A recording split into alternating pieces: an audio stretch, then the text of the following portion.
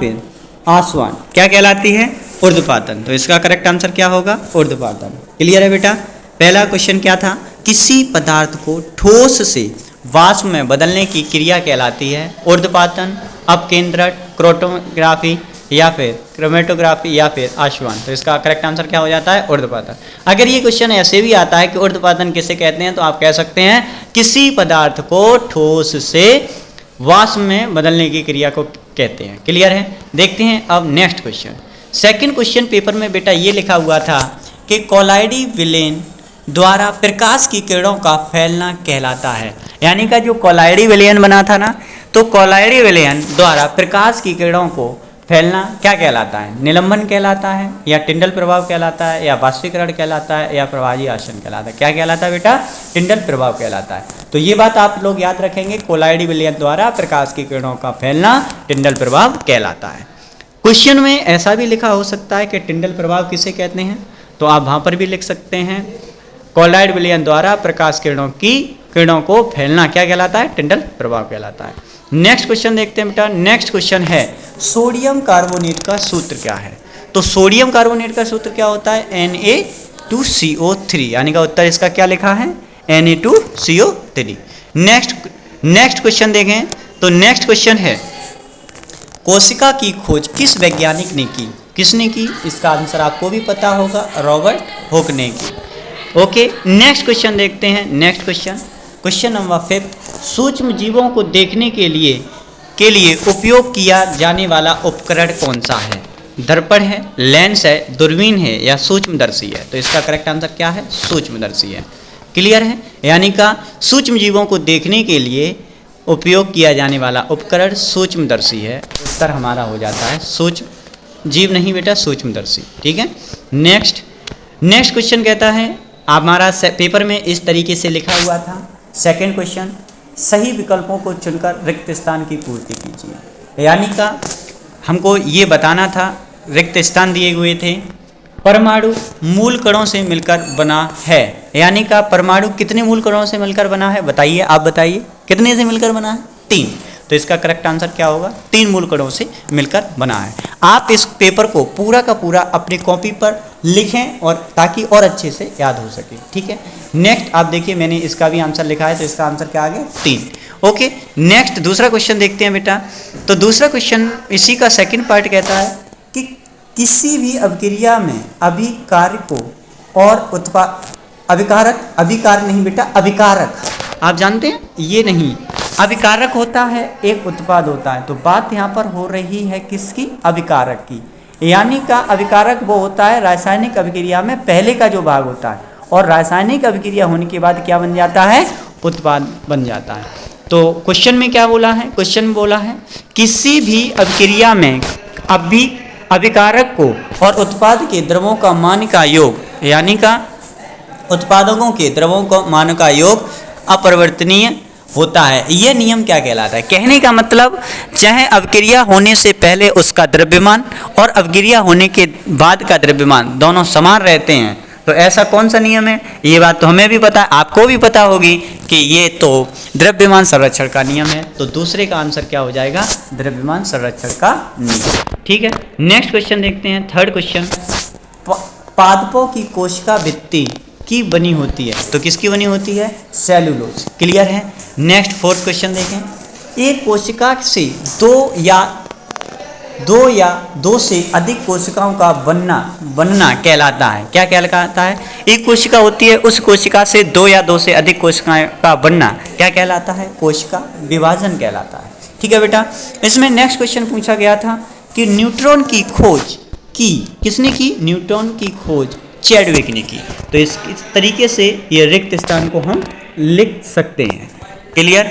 Next question देखें। Third question हमारा आया था कि सही जोड़े मिलाइए। बेटा ये PDF फॉर्मेट सही जोड़े मैचिंग आई थी, इन क्वेश्चन को हम याद रखेंगे। तो जैसे लिखा था बल का SI मात्रक क्या है। दूसरा क्वेश्चन इसी में पूछा था प्रति इकाई समय में चली गई दूरी। तीसरा था कार्य का SI मात्रक। चौथा था शक्ति का SI मात्रक। और पांचवा था क्षण बल है।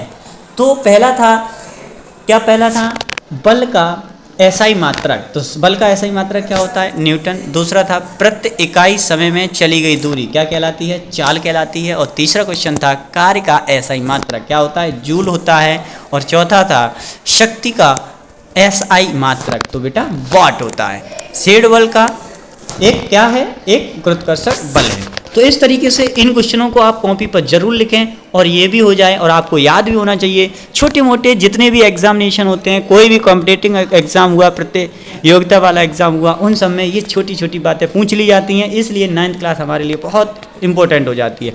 कितनी भी बड़ी परीक्षा की कोई भी तैयारी करता है तो पहले तो उसे ये सब याद करता है कि बल का एसआई मात्रा क्या है, या फिर प्रति इकाई के समय में चली दूरी क्या कहलाती है, कार्य का क्या है, शक्ति का ऐसा क्या, शेड बल क्या है। तो ये आपको भी पता होनी चाहिए, आपके लिए तो बेहद जरूरी है। नेक्स्ट क्वेश्चन बेटा देखते हैं। नेक्स्ट क्वेश्चन एक एक शब्द में इसके उत्तर देने थे। तो नेक्स्ट क्वेश्चन है कि एक शब्द या वाक्य में उत्तर दीजिए। पहला, वह बल का एसआई मात्रक लिखिए। तो देखिए अभी हम लोग ये क्वेश्चन रिपीट हो गया है, देखिए आपके पेपर में ही था। तो इसका बल का एसआई मात्रक क्या है? तो आंसर क्या हो जाता है बेटा? न्यूटन है। याद नहीं है तो आप इसको याद करेंगे। दूसरा, एक ऐसी धातु जो कमरे के ताप पर द्रव अवस्था में पाई जाती है। तो ऐसी कौन सी धातु है जो कमरे के ताप पर द्रव में पाई जाती है? वैसे तो धातुएं कैसी होती हैं? ठोस होती हैं, लेकिन कौन सी है? पारा है। तो आप लोग याद रखेंगे। एक ऐसी धातु भी है जो ठोस ना होकर कैसी है? द्रव है। और वो कौन सी है? कमरे के ताप का मतलब होता है कि नॉर्मल जो अभी हमारा तापमान है, ठीक है। तो ऐसा कौन है? पारा है। नेक्स्ट क्वेश्चन बेटा, थर्ड क्वेश्चन अगर देखें तो है नमक एवं सोडियम के मिश्रण को किस विधि से पृथक किया जाता है? कहने का मतलब अगर नमक हो और आयोडीन हो, यानी का नमक और आयोडीन का अगर मिश्रण हो तो ये किस प्रोसेस द्वारा, कौन सी विधि काम करती है जिससे इन दोनों को अलग कर लिया जाए? जैसे अपन लोग पानी में चीनी मिला देते हैं, शरबत बना देते हैं, तो उसको कैसे अलग करते हैं? सेम उसी तरीके से पूछा जा रहा है। नमक एवं आयोडीन के मिश्रण को किस विधि से पृथक किया जाता है? तो किस में किया जाता है? ऊर्ध्वपातन द्वारा। तो इस विधि का आप नाम याद रखेंगे। ये कौन सी विधि थी बेटा? सबसे पहले वाले आप याद रखिएगा, ऊर्ध्वपातन कहते किसे, ठीक है। नेक्स्ट देखते हैं। नेक्स्ट क्वेश्चन था एक ही प्रकार के कणों से बने पदार्थ क्या कहलाते हैं? एक ही प्रकार के कणों से बने पदार्थ शुद्ध पदार्थ कहलाते हैं। तो ये हम याद रखेंगे कि एक ही प्रकार के कणों से बने पदार्थ क्या कहलाते हैं? शुद्ध पदार्थ कहलाते हैं। नेक्स्ट क्वेश्चन, किसी वस्तु का जड़त्व किस पर निर्भर करता है? तो ये बात आपको हमेशा याद रखना, किसी वस्तु का जड़त्व उसके द्रव्यमान पर निर्भर करता है। देखिए बेटा इसमें टाइम बेशक लगा, लेकिन हमने आंसर इसी दिए। और बेटा स्क्रीनशॉट के चक्कर में आप ना पढ़ें, आप इसको लिखें और रिवीजन करते रहें। अगर आपकी परीक्षा में अगर नहीं भी आता है तो नॉर्मली बेसिकली ये बातें आपको पता होनी चाहिए। आज नहीं तो कल ये कहीं ना कहीं आपके लिए फायदेमंद साबित होंगी, ठीक है। तो नेक्स्ट क्वेश्चन देखते हैं बेटा। नेक्स्ट क्वेश्चन कहता है कि वेग में प्रति सेकंड होने वाली कमी को क्या कहते हैं? तो क्या कहते हैं? मंदन कहते हैं। तो ये बात आप याद रखोगे। क्वेश्चन इस तरीके से भी पूछा जा सकता है कि मंदन किसे कहते हैं? तो आप वहाँ से लिख देंगे वेग में प्रति सेकंड होने वाली कमी को मंदन कहते हैं, ठीक है। तो इस तरीके से ये हमारे थे क्वेश्चन। नेक्स्ट क्वेश्चन अति लघु क्वेश्चन में देखेंगे। तो इस तरीके से क्वेश्चन नंबर 5 था, निम्नलिखित तापमानों को सेल्सियस इकाई में परिवर्तित कीजिए। यानी कि जो तापमान दिए थे इन्हें सेल्सियस में करना था। तो पहला था 300 केल्विन और दूसरा था 573 केल्विन। तो पहले तो आप एक बात याद रखें, हम लोग जानते हैं कि 273 kelvin equal to 0 degree Celsius, ये बात जानते हैं। अगर नहीं जानते हैं तो आज से आपको पता होनी चाहिए। और जब कभी भी यहाँ से याद करके जाएं, हो सकता है कि आपके पेपर में संख्या बदली हो, जब कभी भी डिग्री सेल्सियस से केल्विन में, यानी कि 0 डिग्री सेल्सियस का मतलब है जो इतना तापमान केल्विन में दिया है उसमें से 273 घटा दो, तो तापमान किस में आ जाएगा? हमारा तापमान डिग्री सेल्सियस में आ जाएगा। ये वाला जो तापमान है ये केल्विन में दिया है कि नहीं दिया है? इसको किस में बदलना है? सेल्सियस में। तो सेल्सियस में बदलने के लिए ये वाला फॉर्मूला लगा दीजिएगा, के माइनस, यानी कि जो केल्विन में दिया है 273, यानी कि 273 घटा दीजिएगा तो हमारा डिग्री सेल्सियस में आ जाएगा। क्लियर है बेटा? तो देखिएगा इसको मैं सॉल्व कर रहा हूँ। 300 केल्विन को डिग्री सेल्सियस में बदलने के लिए तो सेल्सियस क्रम का तापमान के माइनस 273, के कितना दिया था? के में कितना तापमान दिया था? 300 दिया था, उसमें से कितने घटा दें? 273 घटा दें। जब 300 में से 273 घटाएंगे तो बेटा 27 डिग्री सेल्सियस आ जाएगा। क्लियर है। सेम उसी तरीके से अगला भी क्वेश्चन था, तो सेल्सियस ताप का ये फॉर्मूला याद रखेंगे क्या, K माइनस 273। हमें दिया कितना था, हमको दिया था 573, तो 573 में से 273 घटाएंगे तो कितना बचेगा, 300 डिग्री सेल्सियस।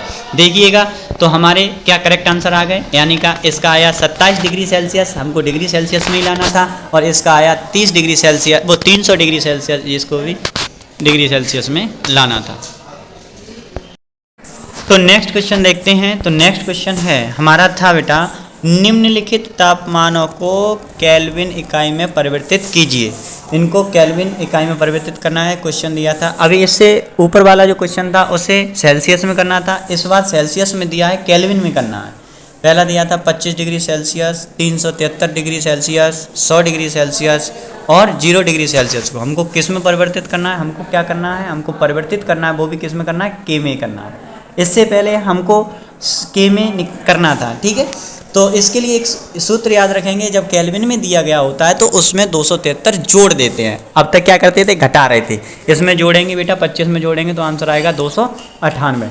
इसी तरीके से 373 केल्विन यानी का 373 प्लस 273 केल्विन यानी का 646 केल्विन। इसी तरीके से इसमें भी दिया था 100 में, इसमें भी कितना जोड़ देंगे, 273 जोड़ेंगे तो यहाँ पर भी आ जाएगा 373 केल्विन। 0 डिग्री सेल्सियस में 273 केल्विन जोड़ेंगे तो 273 केल्विन।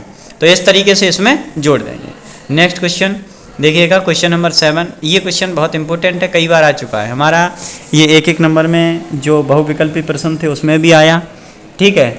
तो इसको बहुत ज़रूरी है ये। देखिएगा, ऊर्ध्वपातन को परिभाषित कीजिए, उदाहरण भी दीजिए। तो क्या होता है, तो आप लिख लेंगे, किसी ठोस पदार्थ को गर्म करने पर बिना द्रव में बदले सीधे गैस अवस्था में घटना।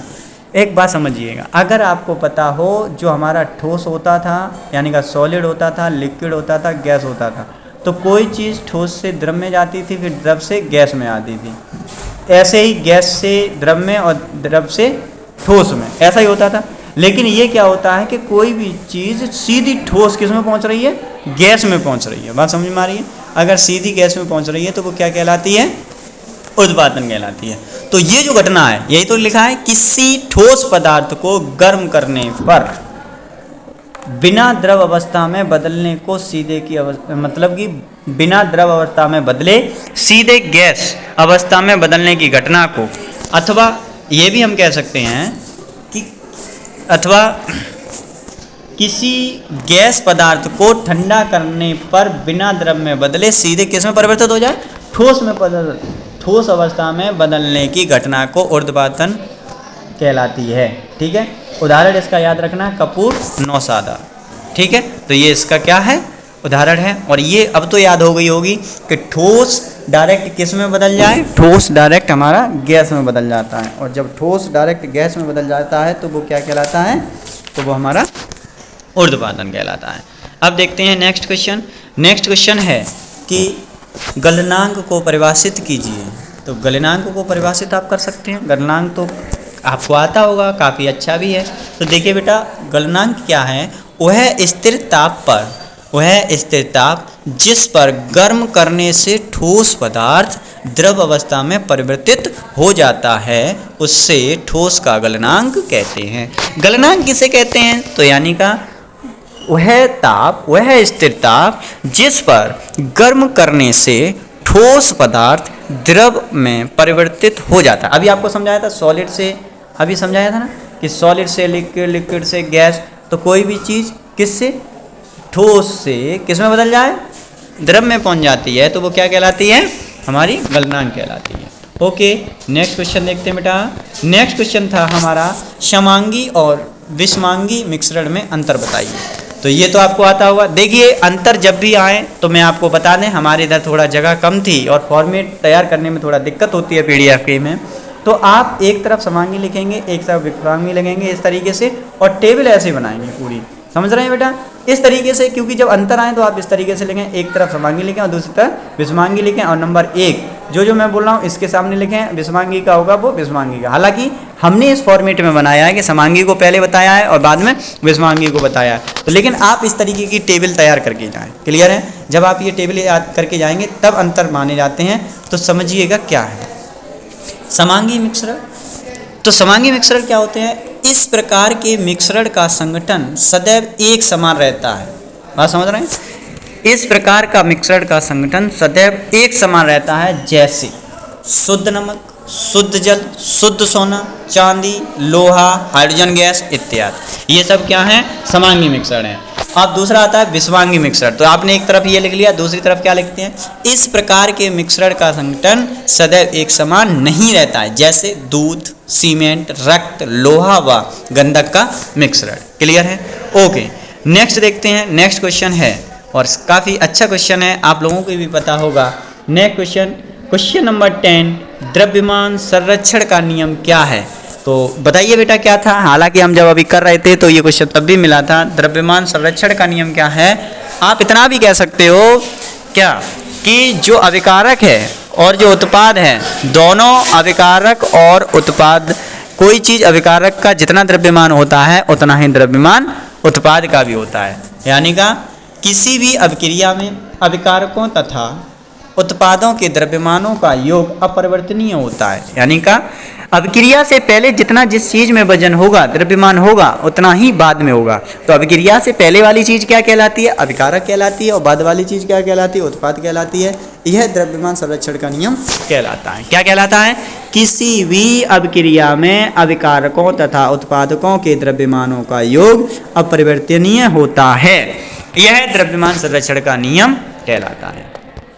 नेक्स्ट क्वेश्चन, कैथोड किरणों के दो प्रमुख गुण लिखिए। तो कैथोड किरणों के बारे में आपने लिखा होगा, तो इसके कोई दो गुण पूछे गए थे, तो आप लोग ध्यान रखेंगे।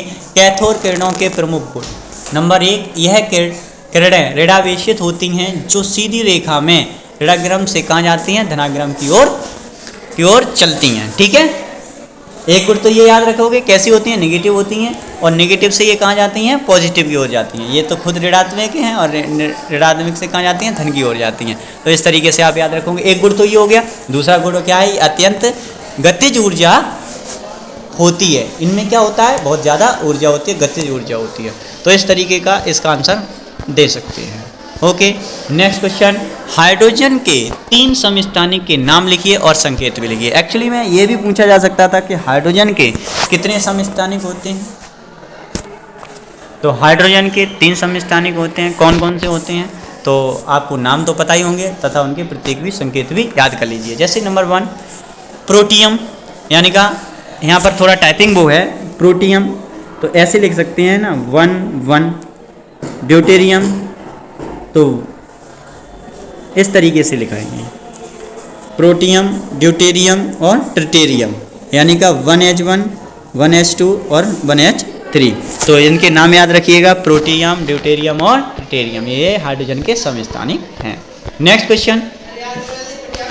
क्वेश्चन है मिश्रण एवं यौगिक के अंतर लिखिए। तो अंतर को हमने बताया है, आप ऐसी टेबल बनाइए, एक तरफ मिश्रण और दूसरी तरफ यौगिक, और अंतर लिखते जाइए। क्लियर है? इस तरीके से करना होता है।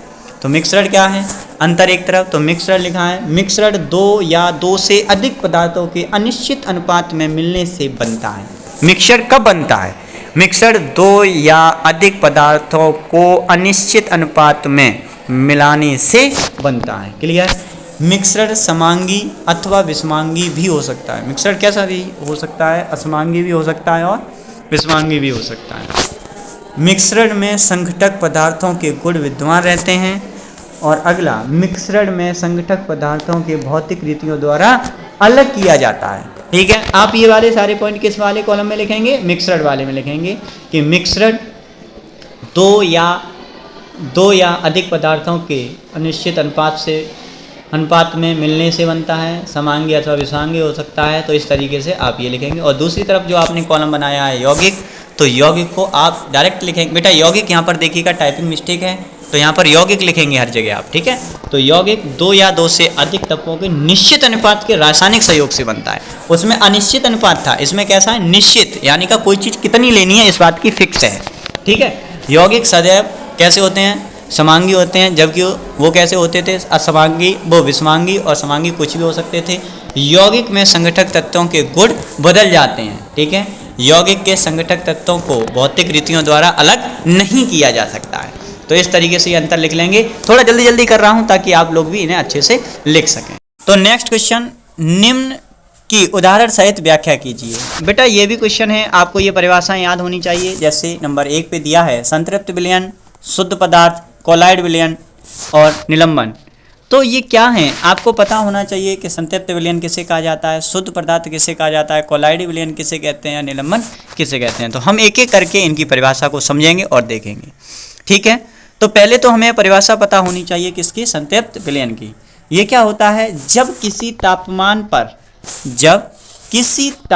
पर किसी विलायक में किसी विलय को घोला जाता है। आपको भी पता है विलयन में क्या क्या होता है, एक हमारा विलायक होता है और एक विलय होता है, क्लियर है। तो क्या लिखा हुआ है बेटा कि जब किसी तापमान पर किसी विलायक में किसी विलय को घोला जाता है तो एक ऐसी स्थिति आ जाती है कि उस विलायक में विलय की ओर मात्रा नहीं घोली जा सकती है। इस प्रकार प्राप्त विलयन को संतृप्त विलयन कहा जाता है। कहने का मतलब बेटा एक बात बताओ, जैसे चीनी में हम लोग पानी में चीनी डालते हैं, तो चीनी को डालते रहते हैं, वो घुलती रहती है। तो आप ज़्यादा से ज़्यादा चीनी डालते रहिएगा तो एक समय ऐसा आएगा कि चीनी घुलना बंद हो जाएगी। बात समझ रहे हैं। तो जब घुलना बंद हो जाएगी तो वही क्या हो गया, संतृप्त विलयन हो गया। तो देखिए क्या लिखा है, जब किसी तापमान पर किसी विलायक में किसी विलय को घोला जाता है तो एक ऐसी स्थिति आती है कि उस विलायक में विलय की ओर मात्रा नहीं घुल सकती है। इस प्रकार के विलयन को संतृप्त विलयन कहा जाता है। तो यह परिभाषा आप लोग याद रखेंगे। नेक्स्ट देखते हैं बेटा क्या लिखा था। नेक्स्ट थी हमारी शुद्ध पदार्थ। तो शुद्ध पदार्थ क्या होते हैं, वे पदार्थ जो एक ही प्रकार के कणों से मिलकर बने होते हैं, शुद्ध पदार्थ कहलाते हैं। एक प्रकार के कण होने चाहिए उसमें, ठीक है। उदाहरण के लिए तांबा, सोना, carbon, oxygen, ammonium chloride, copper sulphate इत्यादि। नेक्स्ट बेटा, नेक्स्ट पूछा था हमसे कोलाइड विलयन। तो कोलाइड क्या होता है, तो कह सकते हैं जब किसी विलयन में विलय के कारण निलंबन की अपेक्षा इतने छोटे हैं कि साधारण आंखों से दिखाई नहीं देते हैं, लेकिन यह प्रकाश की किरणों को आसानी से फैला देते हैं। यानी कि बेटा विलयन क्या बनता है, उसके अंदर कोई भी चीज़ होती है जो आंखों से दिखाई नहीं देती है, लेकिन जब उससे हम कोई भी प्रकाश को पास करते हैं तो क्या हो जाता है, तो आसानी से फैला देता है, कोलाइड कर देता है। ऐसे विलयन को कोलाइडी विलयन या फिर कोलाइड कहते हैं। उदाहरण के लिए देखें तो दूध हो गया, मक्खन हो गया, पनीर हो गया, जेली हो गई, धुआं हो गया, ये सब क्या है, ये सब कोलाइड विलयन है। बात समझ में आती है। यानी का हम कह सकते हैं कि कोलाइडी विलयन में प्रकाश की किरणें आसानी से फैल जाती हैं। नेक्स्ट देखें बेटा, नेक्स्ट क्या पूछा गया था, नेक्स्ट पूछा गया था निलंबन से आप क्या समझते हैं। तो निलंबन की परिभाषा देंगे तो कह सकते हैं वह विषमांगी विलयन जिसमें विलय के कण आसानी से आंखों से देखे जा सकते हैं। बेटा आंखों से देखे कौन से नहीं जा सकते थे, जो अभी पढ़ के आए कोलाइडी विलयन थे जो आसानी से नहीं देखे जा सकते थे, क्लियर है। लेकिन ये आसानी से देखे जा सकते हैं तथा यह माध्यम के समष्टि में निलंबन रहते हैं, निलंबन कहलाते हैं। उदाहरण मिट्टी युक्त गंदा पानी, चौक का घोल, चौक घोलते हैं ना अपन, चौक का घोल इत्यादि, ये सब किसके उदाहरण हो गए, ये हमारे निलंबन के उदाहरण हो गए। यस या नो। और बाकी का तो हमने अभी देखा ही था कि किस तरीके से कोलाइडी का उदाहरण था और क्या क्या था। नेक्स्ट बेटा आप समझिएगा, नेक्स्ट क्वेश्चन आपको ये तो याद ही होगा। नेक्स्ट क्वेश्चन था बोर के परमाणु मॉडल की व्याख्या कीजिए। जो नील बोर थे, तो नील बोर ने क्या किया था, ये बात आपको थ्योरी में हमने कई बार अच्छे से बताया और आप लोगों को भी पता होगा कि रदरफोर्ड के मॉडल की कमियों को दूर करने के लिए नील बोर ने परमाणु की संरचना के बारे में निम्न अवधारणाएं दी जो इस प्रकार हैं। नंबर 1, इलेक्ट्रॉन सिर्फ कुछ निश्चित कक्षाओं में ही घूम सकते हैं जिन्हें इलेक्ट्रॉन की विविधता कक्षा कहते हैं। उन्होंने बताया था, अगर आपको याद हो तो, इस तरीके से जो राउंड टेबल में बताया था कि इसमें एक इलेक्ट्रॉन चक्कर लगाते हैं, इसमें अलग अलग कक्ष होती हैं, तो उन्होंने ये सब व्याख्या की थी। तो ये पता होना चाहिए क्या कहा था, इलेक्ट्रॉन सिर्फ कुछ निश्चित कक्षाओं में ही घूम सकते हैं जिन्हें इलेक्ट्रॉन की विविध कक्षा कहते हैं। इनकी दूसरी अवधारणा क्या थी? इनकी दूसरी अवधारणा ये थी कि जब इलेक्ट्रॉन विविध कक्षाओं में चक्कर लगाते हैं और उनकी ऊर्जा का विकिरण नहीं होता है, इन कक्षाओं को ऊर्जा स्तर कहते हैं। यानी का जौन से इलेक्ट्रॉन जौन से कक्षा में है वो अपनी कक्षा में ही क्या करता है, घूमता रहता है और इनकी क्या नहीं होती है, ऊर्जा का विकिरण नहीं होता है। बेटा रदरफोर्ड ने यही नहीं बता पाया था, रदरफोर्ड की कमी थी और इनकी उपलब्धि थी, इसलिए कहा जाता है कि कभी किसी की कमी किसी की उपलब्धि बन जाती है। रदरफोर्ड जिस बात को नहीं बता पाए, नील बोर ने वो बात बता दी थी। चित्र में अगर देखें आप तो चित्र में जो ये वाला चित्र था ना रदरफोर्ड का, नील बोर का, तो चित्र में परमाणु के ऊर्जा स्तरों को दिखाया गया। इन कक्षों में कोष KLMN या 1 2 3 4 आदि से दर्शाया जाता है। ये बात याद रखेंगे बेटा। नेक्स्ट देखते हैं, नेक्स्ट क्वेश्चन आया था, पादप कोशिका तथा जंतु कोशिका में अंतर लिखिए। देखिए ये बात मैं आपसे बार बार कह रहा हूँ, अंतर लिखने को आता है तो एक तरफ आप क्या लिखेंगे, पादप लिखेंगे, और दूसरी तरफ आप क्या लिखेंगे, जंतु कोशिका लिखेंगे, और एक टेबल सी बना लेंगे और इस तरीके से इसको करेंगे। क्लियर है? तो देखिएगा बेटा कैसे करते हैं। तो इसमें पूछा था, तो सबसे पहले जंतु कोशिकाएं, तो कोशिकाएं मिट्टी नहीं पाई जाती हैं, ये याद रखिएगा। जंतु कोशिकाओं में क्या नहीं होता है, कोशिकाएं मिट्टी नहीं पाई जाती हैं, ठीक है। दूसरा, लवक नहीं पाए जाते हैं, रिक्तिकाओं नहीं होती हैं अथवा बहुत छोटी होती हैं। और अगला इसमें कह सकते हैं, जंतुओं कोशिकाओं में लाइसोसोम्स पाया जाता है। जो जंतु कोशिका है उसमें क्या पाया जाता है, लाइसोसोम्स पाया जाता है, लवक नहीं पाया जाता है, कोशिका भित्ति नहीं पाई जाती है। इसके बारे में हम लोग इतनी बात याद रखेंगे। नेक्स्ट बेटा, पादप यानी का वनस्पति कोशिका के बारे में अगर बात करें तो हम कह सकते हैं कि सेलुलोज की बनी कोशिका भित्ति पाई जाती है, सेलुलोज की बनी कोशिका भित्ति पाई जाती है, हरित लवक पाए जाते हैं, बड़े आकार की रिक्तिकाएं पाई जाती हैं, ये बात याद रखेंगे। और इसमें हम कह सकते हैं कि पादप कोशिकाओं में लाइसोसोम्स नहीं पाया जाता है, ठीक है। तो जंतु में और पादप में इतनी बात याद रखेंगे। कितने भी मार्क्स का क्वेश्चन आता है हमको आराम से हम कर सकते हैं। नेक्स्ट क्वेश्चन आया था बेटा, और बहुत इंपॉर्टेंट भी है, लाइसोसोम्स के कार्य लिखिए। तो लाइसोसोम्स के कार्य क्या हैं? यह कोशिका का अपशिष्ट निपटाने वाला तंत्र बनाते हैं। यह कोशिका का अपशिष्ट निपटाने वाला तंत्र बनाते हैं। मृत या पुरानी कोशिकाओं तथा कोशिकांगों का पाचन करते हैं।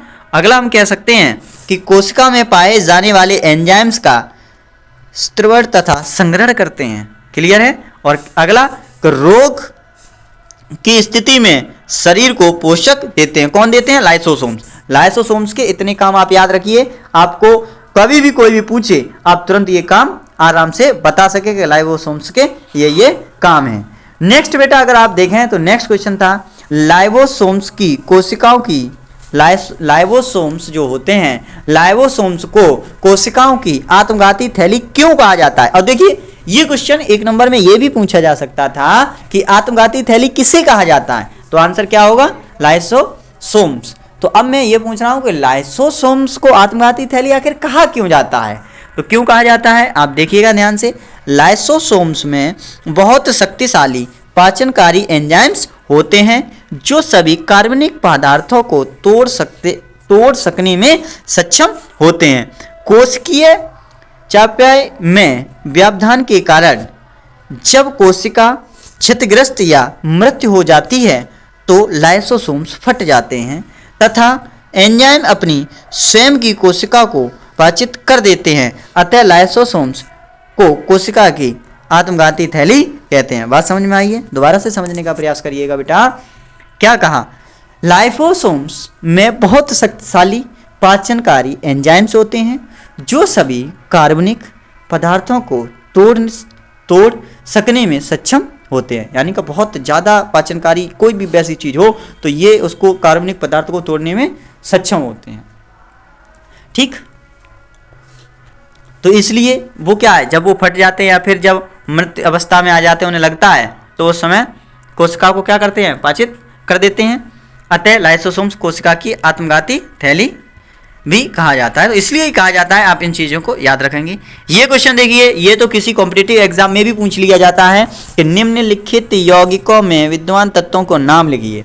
आपको बताना होगा कि बुझा हुआ चूना में कौन से तत्व मौजूद हैं और किसको कहा जाता है। हाइड्रोजन ब्रोमाइड में कौन कौन मौजूद है, बेकिंग पाउडर यानी का खाने के सोडा में कौन कौन मौजूद है, और पोटेशियम सल्फेट कौन कौन है।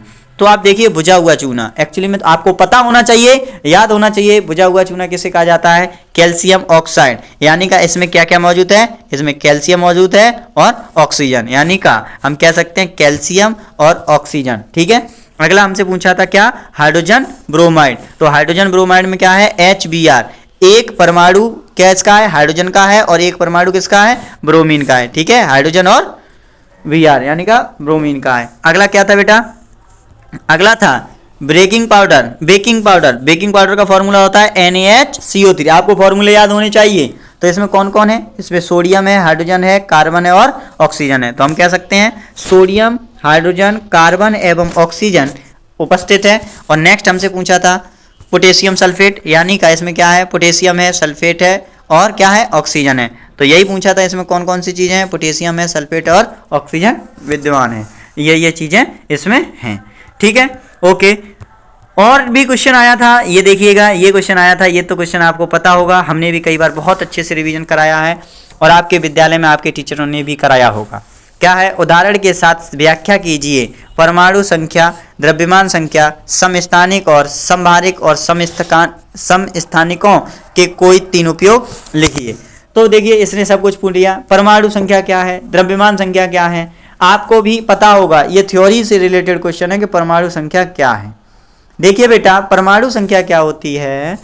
परमाणु संख्या, परमाणु क्रमांक किसी तत्व के परमाणु के नाभिक में उपस्थित धनावेश अर्थात प्रोटॉनों की संख्या, उस तत्व की परमाणु संख्या या परमाणु क्रमांक कहते हैं। इसे Z से निरूपित करते हैं या व्यक्त करते हैं। अतः Z बराबर प्रोटॉनों की संख्या, अर्थात Z बराबर P।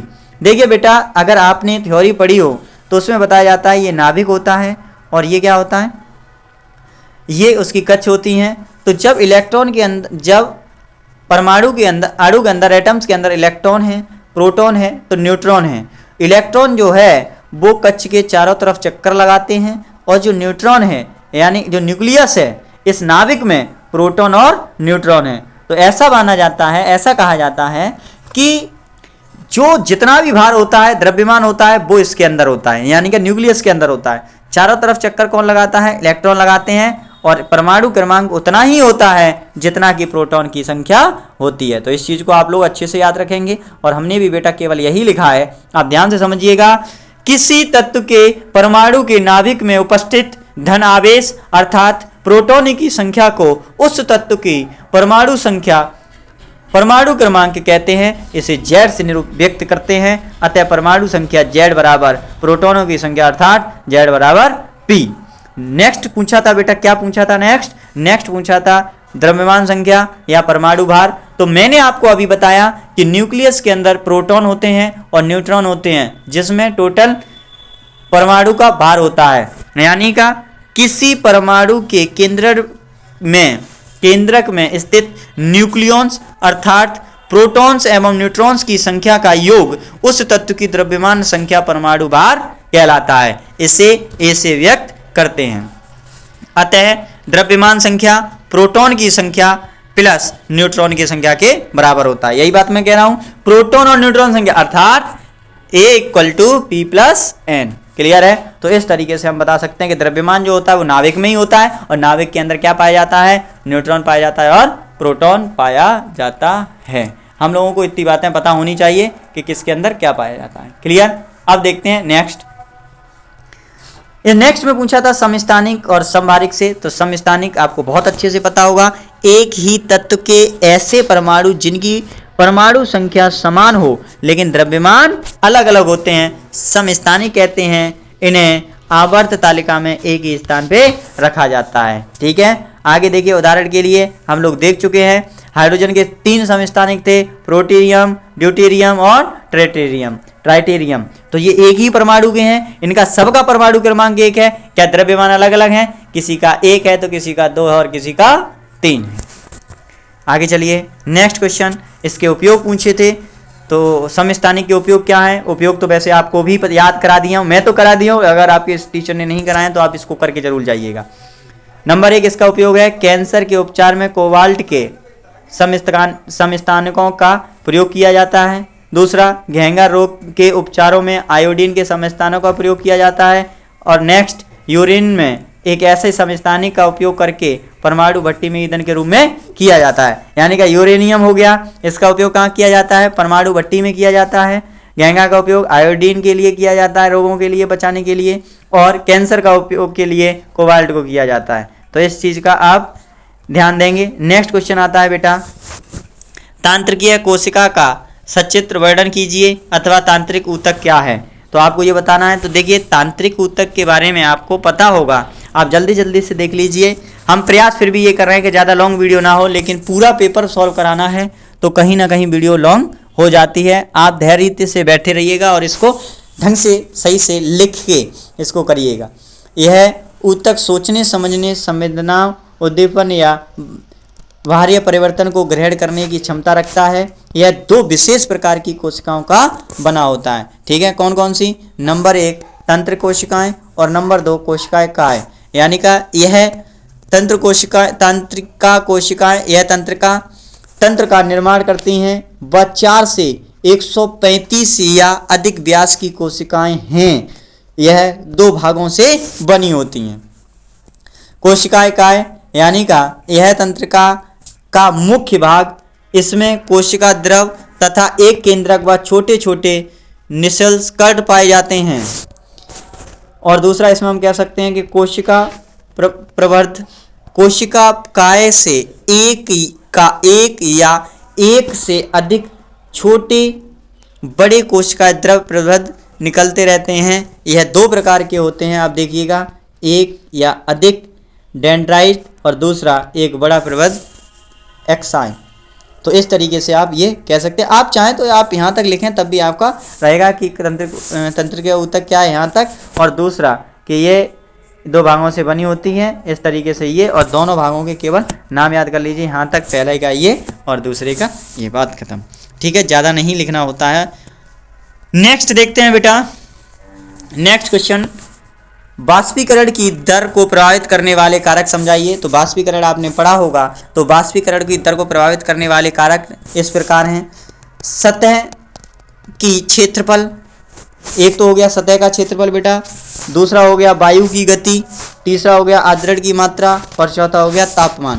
पहले हम लोग ये 4 ही याद करके चलेंगे कि सतह का क्षेत्रफल, वायु की गति, आर्द्रता की मात्रा और तापमान। यानी का वाष्पीकरण इन सब बातों पर डिपेंड करता है। कैसे कैसे करता है वो आप देखिए। सतह का क्षेत्रफल बढ़ जाने पर वाष्पीकरण की दर बढ़ जाती है, इसलिए कपड़े सुखाने के लिए उन्हें फैला देते हैं। समझ रहे हैं, जितने ज़्यादा क्षेत्रफल होगा उतनी जल्दी सूख जाएगा।